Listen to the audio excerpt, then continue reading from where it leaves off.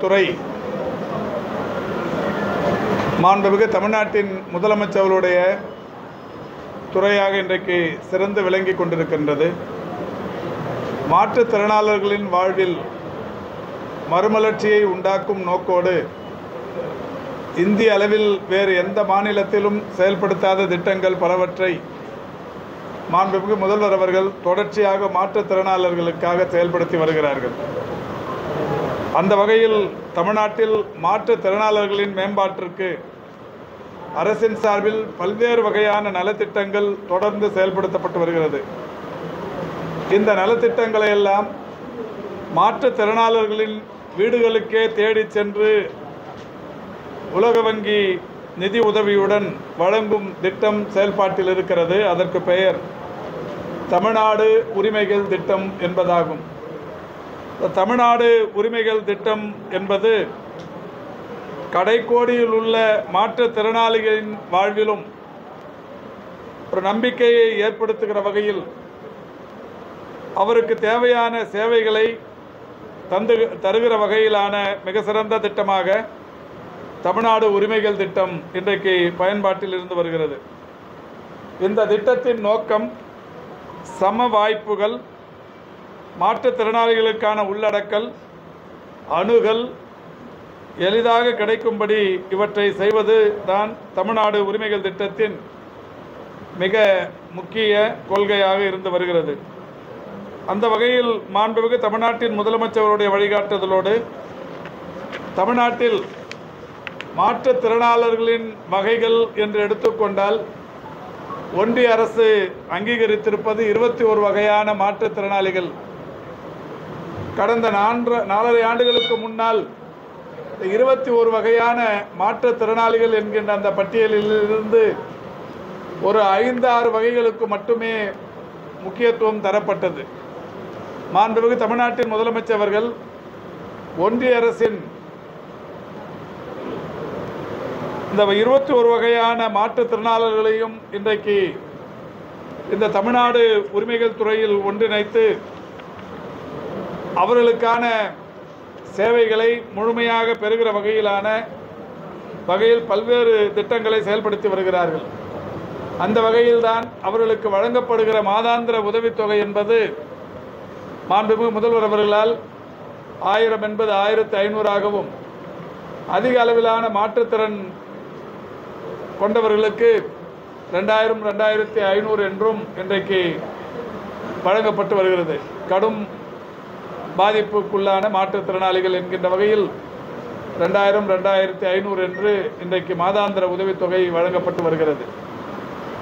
மாண்புமிகு தமிழ்நாட்டின் முதலமைச்சர் அவர்கள் இதற்கு முன்னால் எல்லாம் மாற்றுத்திறனாளர்கள் அவர்களுடைய சான்றிதழை, மாற்றுத்திறனாளி என்கின்ற வகையிலான சான்றிதழை பெற வேண்டும் என்று சொன்னால் வட்டாட்சியர் அலுவலகத்திற்கு சென்று வருவாய் சான்றிதழை பெறுவது, மருத்துவரை அணுகி எத்தனை சதவிகிதம் அவருக்கு நோய் பாதிப்பு இருக்கிறது என்பதை கண்டறிவது, அதற்கு பிறகு மாற்றுத்திறனாளிகள் அலுவலகத்துக்கு வந்து விண்ணப்பிப்பது, இப்படி பல்வேறு வகைகளில் அவர்கள் அலைந்து தெரிய வேண்டிய அவசியம் இருந்தது. மாண்புமிகு தமிழ்நாட்டின் முதலமைச்சர் அவர்கள் இன்றைக்கு மாற்றுத்திறனாளர்களுக்கு ஒரு குடையின் கீழ் உடனடியாக அவர்களுக்கான சான்றிதழ் கிடைக்கிற வகையில் நலம் காக்கும் ஸ்டாலின் என்கின்ற ஒரு மகத்தான திட்டத்தின் மூலம் தமிழ்நாடு முழுவதிலும் 1256 இடங்களில் முகாம்களை கடந்த மாதம் 2ஆம் தேதி தொடங்கி இதுவரை 6 வாரங்களாக நடைபெற்று கொண்டிருக்கிறது. ஒவ்வொரு சனிக்கிழமையும் ஒரு வட்டாரத்திற்கும் 3 இடங்கள் என்கின்ற வகையிலேயும் 10 லட்சத்திற்கும் மேற்பட்ட மக்கள் தொகை கொண்ட 5 மாநகராட்சிகளில் தலா 4 என்கின்ற வகைகளிலேயும் 10 லட்சத்திற்கும் குறைவான மக்கள் தொகை கொண்ட 19 மாநகராட்சிகளில் தலா 3 என்கின்ற வகைகளிலேயும், பெருநகர சென்னை மாநகராட்சியை பொறுத்தவரை 15 இடங்களிலேயும், ஆக மொத்தம் 1256 இடங்களில் அந்த முகாம்கள் ஒவ்வொரு சனிக்கிழமையும் நடைபெற்று கொண்டிருக்கிறது. இந்த முகாம்களில் மாற்றுத்திறனாளர்கள் காலையில் சென்றால் பிற்பகலுக்குள் அவர்களுக்கான இந்த முழுமைப்படுத்தப்பட்ட முழு பரிசோதனைகள் உட்படுத்தப்பட்டு அவர்களுக்கு இந்த மாற்றுத்திறனாளிகளுக்கான சான்றிதழ் வழங்கப்பட்டு வருகிறது. எனவே மாற்றுத்திறனாளர்கள் வாழ்வில் ஒரு மிகப்பெரிய அளவில் மகிழ்ச்சியை ஏற்படுத்துகிற வகையிலான நடவடிக்கையாக இது தொடர்ந்து கொண்டிருக்கின்றது. மாண்புமிகு முதல்வர் அவர்களுடைய வழிகாட்டுதலுக்கு ஏற்ப இன்றைக்கு 21 வகையான மாற்றுத்திறனாளர்கள் என்று எடுத்துக்கொண்டால், கை கால் இயக்க குறைபாடு உள்ளவர்கள், அமில வீச்சினால் பாதிக்கப்பட்டவர்கள், மூளை முடக்குவாதம் கொண்டவர்கள், தொழுநோயிலிருந்து குணமடைந்தவர்கள், தசை சிதைவு நோய் உள்ளவர்கள், உயரம் குறைவான குள்ளத்தன்மை உடையவர்கள், பார்வை குறைபாடு உள்ளவர்கள், காது குறைபாடு கேளாமை குறைபாடு உள்ளவர்கள், பேச்சுத்திறன் குறைபாடு உள்ளவர்கள், அறிவுசார் குறைபாடு உள்ளவர்கள், ஆட்டிசம், கற்றலில் குறைபாடு, மனநோய், நாள்பட்ட நரம்பியல் பாதிப்பு, திசு பன்முக கடினமாதல், நடுக்குவாதம், இரத்த அழிவுச் சோகை, இரத்த உறையாமை, அறிவாளுநர் இரத்த சோகை, பல்வகை குறைபாடு என்று 21 வகையான மாற்றுத்திறனாளிகள் இன்றைக்கு அடையாளம் காணப்பட்டு அவர்கள் அனைவருக்குமே இந்த தமிழ்நாடு உரிமைகள் திட்டத்தின் வாயிலாக அரசின் சேவைகள் முழுமையாக சென்றடைந்து கொண்டிருக்கின்றது. அந்த வகையில்தான் மாண்புமிகு தமிழ்நாட்டின் முதலமைச்சர் அவர்கள் கடந்த ஆண்டு சோழிங்கநல்லூர் சட்டமன்ற தொகுதிக்குட்பட்ட கண்ணகி நகர் பகுதியில் விழுதுகள் என்கின்ற ஒரு அமைப்பை தொடங்கி அந்த அமைப்பின் மூலம் பல்வேறு வகையான தெரப்பீஸ் என்று சொல்லப்படுகிற பயிற்சிகளை மாற்றுத்திறனாளர்களுக்கு வழங்கி வருகிறார்கள். அந்த வகையில் மாண்புமிகு தமிழ்நாட்டின் முதலமைச்சர் அவர்கள் இன்றைக்கு இந்த திட்டம் தமிழ்நாடு முழுவதிலும் ஏறத்தாழ 570 இடங்களில் தொடங்கப்படும் என்று அறிவித்து அதில் இதுவரை 53 இடங்களில் இந்த விடுதிகள் அமைப்பு தொடங்கி வைக்கப்பட்டிருக்கிறது.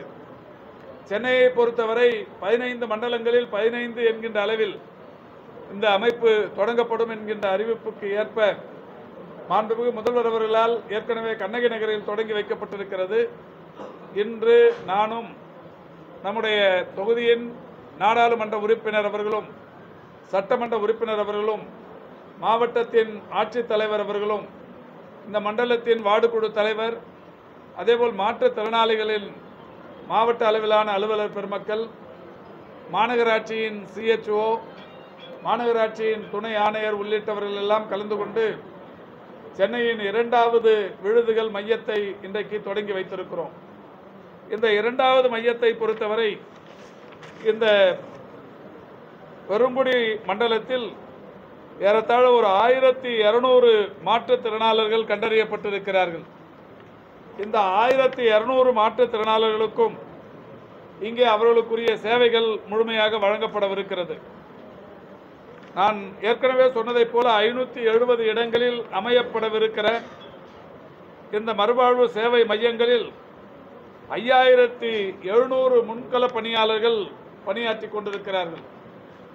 அதோடு மட்டுமல்லாது இந்த ஒவ்வொரு மையத்திலும் 10 பிளாக் கோஆர்டினேட்டர்ஸ் என்று சொல்லக்கூடிய மண்டல ஒருங்கிணைப்பாளர்கள், கம்யூனிட்டி ரீஹாபிலிட்டேஷன் ஒர்க்கர் என்று சொல்லக்கூடியவர்கள் ஒரு 3 பேர், கம்யூனிட்டி ஃபெசிலிட்டேட்டர் என்கின்ற வகையில் ஆற்றுப்படுத்துனர் அதாவது கவுன்சிலர் போன்றவர்கள் ஏறத்தாழ 14 பேர் இந்த மண்டலத்தில் பணியில் இருக்கிறார்கள். இந்த 14 பேர் மட்டுமல்லாது தன்னார்வ தொண்டு நிறுவனங்களைச் சேர்ந்தவர்களும் தன்னார்வலர்களுமாக இணைந்து இந்த மண்டலத்துக்குட்பட்ட இந்த 1200 மாற்றுத்திறனாளிகளுக்கு அரசின் சேவைகள் மட்டுமல்லாது மனிதாபிமானத்தோடு அவர்களுடைய வாழ்வின் தரம் உயர்வதற்குரிய பல்வேறு சேவைகளையும் தர முன்வந்து இந்த அமைப்பு இன்றைக்கு தொடங்கி வைக்கப்பட்டிருக்கிறது. பெருநகர சென்னை மாநகராட்சியின் இந்த முயற்சி என்பது பாராட்டுக்குரியது. என்றாலும் அரசின் சார்பில் மாநகராட்சி நிர்வாகத்திற்கு ஒரு வேண்டுகோள் விடுத்திருக்கிறோம். அடுத்தடுத்த மையங்களை பொறுத்தவரை இன்னமும் சற்று கூடுதலான இடவசதியோடு, ஏனென்றால் ஒரு 1200 பேர் இங்கே பயன்பெறுகிற வரவிருக்கிற நிலையில் இந்த பயிற்சி மையங்கள் இன்னமும் பெரிதாக இருக்க வேண்டும் என்கின்ற வகையில் சொல்லப்பட்டிருக்கிறது. நம்முடைய மரியாதைக்குரிய மாவட்டத்தின் ஆட்சித்தலைவர் அவர்களும் மாநகராட்சியின் துணை ஆணையர் போன்றவர்களும் அடுத்தடுத்த மையங்கள் இடம் கண்டறிகிற போது அதற்கேற்ற வசதிகளோடு கண்டறிய இன்றைக்கு உறுதி பூண்டிருக்கிறார்கள்.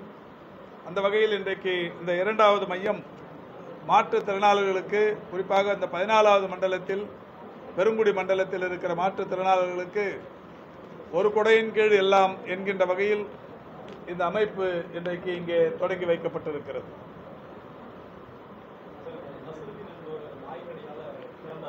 நேற்றுக்கு அது பேட்டி கொடுத்தாச்சுங்க. இல்லை, நீங்கள் திரும்ப திரும்ப அந்த டைவர்ஷனுக்காக வேணாம். இது நல்ல செய்தி சொல்லியாச்சு. ஒரே செய்தியை டெய்லியெலாம் கேட்டு நிற்க முடியாது. உங்களுக்கு பத்திரிகையில் இல்லைங்க, நேற்று சொல்லியாச்சு. வேறு கேள்வி கேளுங்க. நாய்க்கடியால் இறந்தாருன்னு நீங்கள் எப்படி உறுதிப்படுத்துவீங்க? இல்லைங்க, அது இல்லைங்கிற நீங்கள் மருத்துவரா? இல்லைங்க, தடுப்பூசியால் இறந்தாருன்னு ஒரு நீங்கள் தேவையில்லாத ஒரு பதட்டத்தை இல்லை தெரியுங்க. நீங்கள் என்ன கேட்க வரீங்க? உங்களை பற்றி எனக்கு நல்லா தெரியும். நீங்கள் என்ன கேள்வி கேட்க போறீங்கன்னு தெரியும். இல்லை, தடுப்பூசியால் அந்த இறந்தாருங்கிற ஒரு அபாண்டத்தை இங்கே விதைக்க வர்றீங்க. வேற என்னத்தை சொல்ல வர்றீங்க? விடுங்க சார், வேற ஏதாவது கேளுங்க. விடுங்க சார், வேற ஏதாவது கேளுங்க. உங்களுக்கு சொல்ல நம்ம விரும்பலை. வேற ஏதாவது சொல்லுங்க. நீங்க வேணும்னே பிரச்சனையை எழுப்பி ஒரு பதட்டத்தை ஏற்படுத்தி அதை நீங்க ஏத்துக்கலன்னா பரவாயில்ல. நீங்க ஏத்துக்கலன்னா பரவாயில்லைங்க. வேற யாரும்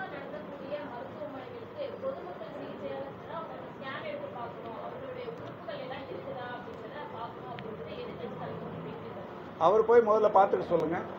அதிமுக நடத்துகிற ஸ்கேன் சென்டரில் அவருக்கு உறுப்புகள்லாம் சரியா இருக்கான்னு போய் பார்த்துக்க சொல்லுங்க.